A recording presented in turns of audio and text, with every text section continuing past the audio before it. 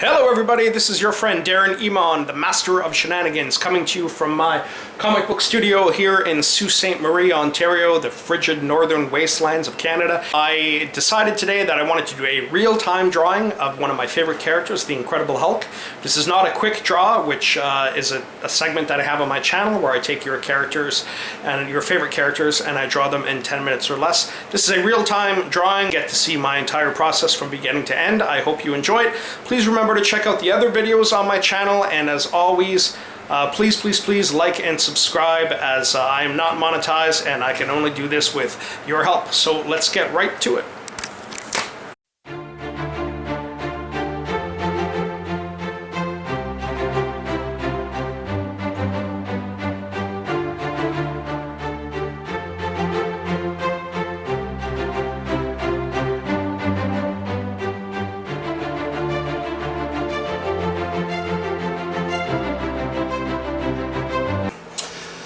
So, the Incredible Hulk. One of my favorite characters to draw, just because, you know, one of the reasons I got into comics, or the reason I got into comics, is anatomy, right? Love the anatomy. Okay, so let's figure out how we're going to do this. So, right away I'm thinking his arms are going to be raised up into the sky here, so... and maybe have his head tilted down, a bit of a smaller head, just because this is a trick that would really make the rest of his muscles look huge by giving him a small head. Okay, and everything else ginormous. And what are we going to do with his legs? Let's have one leg kind of coming behind like this, and one leg kind of coming out. Does that work? Yeah, that looks cool, right? Okay, we'll stick with that. If we want to change it, we can. It's a great thing about keeping a drawing fluid. Alright. Start with the pecs. Now, one of the things I'm going to do is I am not going to stay, you will notice, in one area over long. I'm constantly going to be moving around. So we've got the pecs here. Done. Now this, obviously I could do a ton more detail on here, and of course I would, but the worst thing one can do is start on one area, build it up, and then move to another area. The entire drawing should be built up simultaneously. So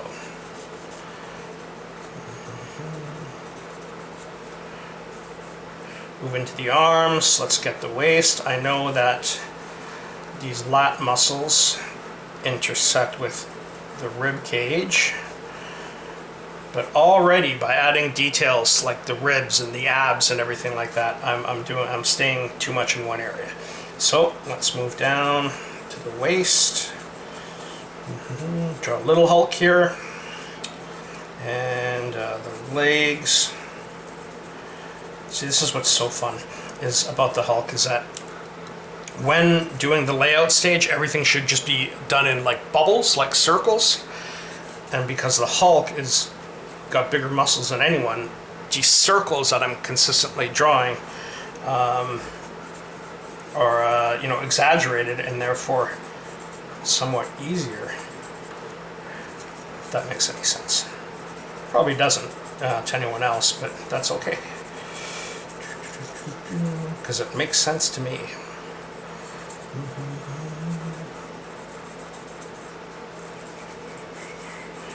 And as a narcissist, bordering on a solipsist, that's all that matters. Okay, so again, I did the muscles in the leg, but I just sketched them in really fast. So, you know, keeping with the theme of not spending too much time overly in one area. All right, now this leg, gonna come out to here. Got to remember not to make the legs too long.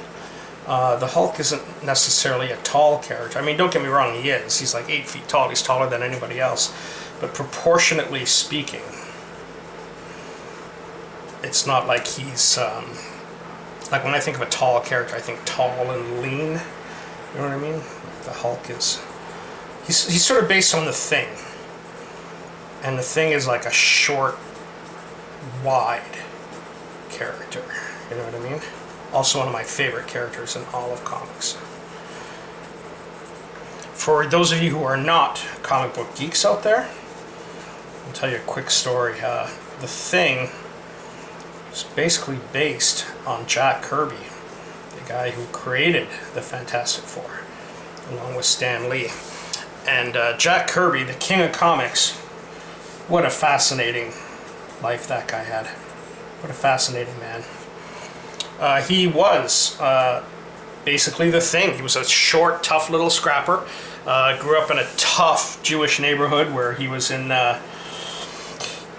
gang brawls just about every day of his life. And he just was a tough little guy who stood up to everything and everybody and had an incredible work ethic, and absolutely a hero of mine. A fascinating story about Jack Kirby. I read this, and obviously you can't believe everything you read, but it definitely keeps with the theme of what we know about the man. He was working at the Marvel offices, which were then Timely, and he was working on Captain America, and a gang of white supremacists showed up to the offices and said, "We want to meet this guy who's doing Captain America." As many of you know, Captain America, let's see, these ribs are too big here, was the guy who punched Adolf Hitler in the jaw on the cover of his very first issue. So these guys show up, and we want to meet this guy who's drawn Captain America. And Jack Kirby was, of course, in the building, or drawing Captain America at the time, likely, and was told, "Oh, don't go down into the lobby. There's this group of white supremacists that are looking for you." The man put down his pencil and said, "Oh yeah," and went straight down into the lobby and ejected them himself. Told security not to bother. What a freaking icon, man. I love that guy.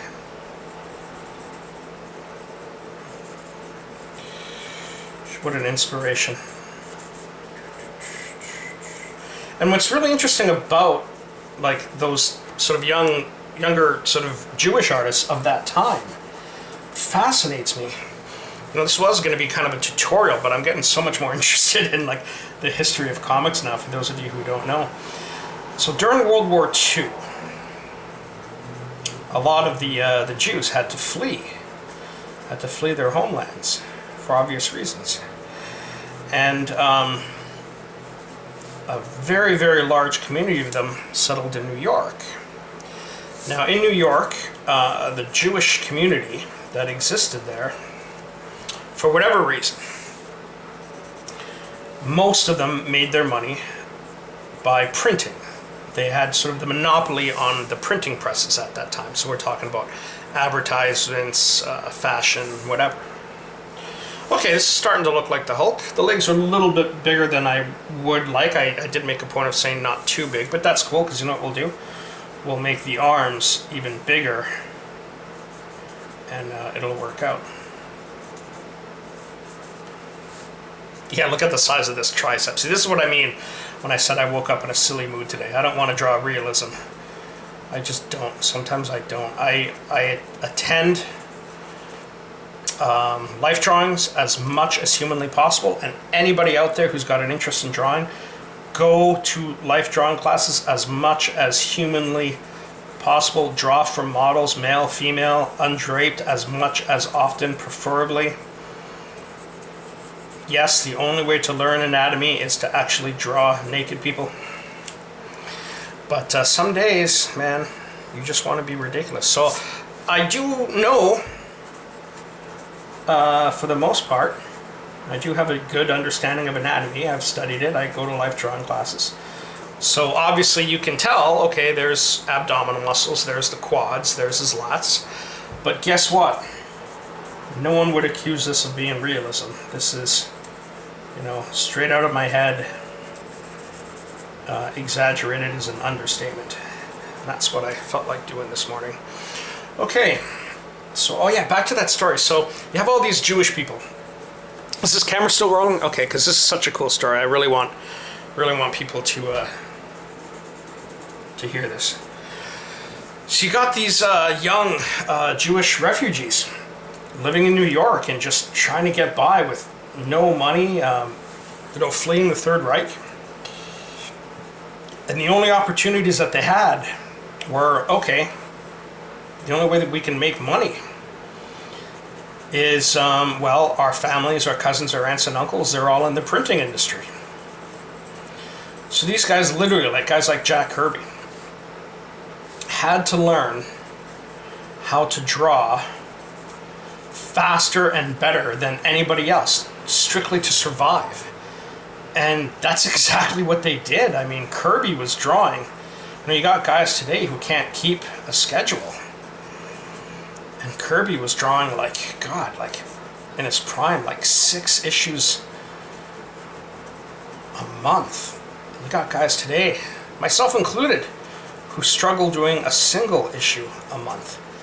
And this was all without, internet reference. Like if he was called upon to draw a Buick, you would just have to run down the street and find one if you didn't know what a Buick looked like, So, that story just fascinates me. And the great thing about Captain America, a lot of people might not realize either, is for those of you who have studied the Third Reich or read the works of Nietzsche, who himself was a great man whose thoughts and ideas were misappropriated and bent to evil. Okay, we'll get reference for the hands later. The feet, I won't bother getting reference for. I think that toes are a little easier to draw than fingers. Anyway, so you got this guy, Captain America. Back to the Third Reich. So a lot of you may know that Hitler based his ideas on the whole concept of the Superman by Nietzsche. And this became Hitler's version of the Aryan race. The Aryan race. Yes, folks, even the works of intelligent people can be bent and twisted to the greatest evils in the history of the world. So the next time you think that you're fighting for a good cause, really take a look and examine who you're hurting along the way. Okay, enough preaching this. So, the whole idea behind the Aryan race is blonde-haired, blue-eyed, like the Nietzsche Superman, right? And all other races were inferior. So, what did these young Jewish people who were fleeing the Third Reich do? Well, they said to themselves, okay, if it is true that there is a superior, here's my quotes, being, then it would stand to reason that that being would be the antithesis of everything that Adolf Hitler stood for. So what did they do? They created Captain America, who is the ultimate quote-unquote Aryan, blonde-haired, blue-eyed, looks like a linebacker, all-American, apple pie eating. And he was just a middle finger to Hitler because they took what Hitler's ideal and used it to oppose him, and that is just the ultimate slap in the face. So that is why Captain America is like a white-skinned, blonde-haired, blue-eyed kind of guy. It's like a parody, an insult to Hitler's regime. You see, comics, they have a history.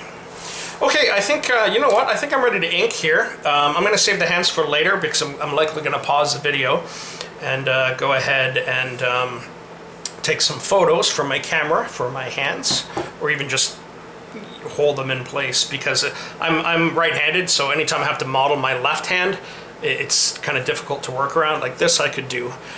In fact, why don't I do that just to show you. So here we go.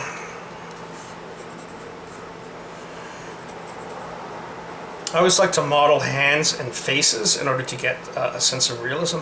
However, with the Hulk, less so. So for instance, I doubt very, very much that I'm going to be modeling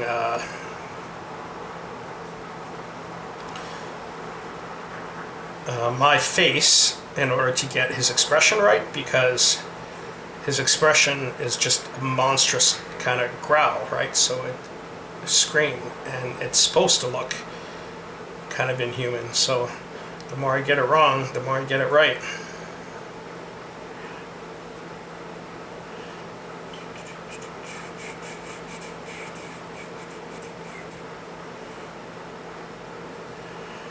Oh, it was a sad day for me when Kirby passed away. It was a sad day for me when Stan Lee passed away. I went into this in another video, but a lot of people say that Stan Lee got too much credit, and he did. No question. But where I part company with the Stan Lee haters